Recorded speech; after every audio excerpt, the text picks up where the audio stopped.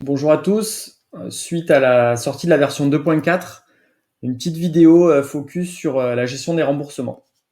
Bon, dans notre cas de figure, on a un dossier d'adhésion qui a été payé et on souhaite le rembourser intégralement. Donc, ça se passe dans la comptabilité. Donc, je vais cliquer sur Gérer la commande. Donc, on va retrouver des nouveaux boutons qui sont issus de la version 2.4, des boutons de remboursement et des boutons de duplication. Donc, le remboursement va se faire au niveau des recettes et ensuite au niveau des paiements pour tout ce qui va être transaction. Donc, je vais effectuer dans un premier temps le remboursement de la recette. Donc, on va saisir un montant négatif. Là, c'est un remboursement intégral, donc je vais rembourser 100% de la cotisation. Donc, on va avoir une annulation au niveau des recettes parce que c'est un remboursement intégral. Et on va ensuite renseigner le flux de trésorerie. Donc, je vais rembourser cet adhérent qui m'a payé en espèces. Moi, je vais lui faire un virement. Donc, je vais pareil effectuer un remboursement par virement.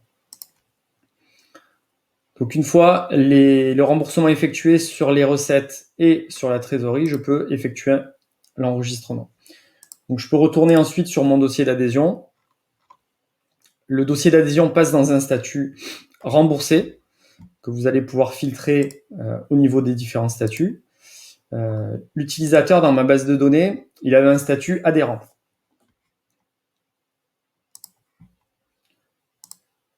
Donc l'utilisateur dans ma base de données, il avait un statut adhérent.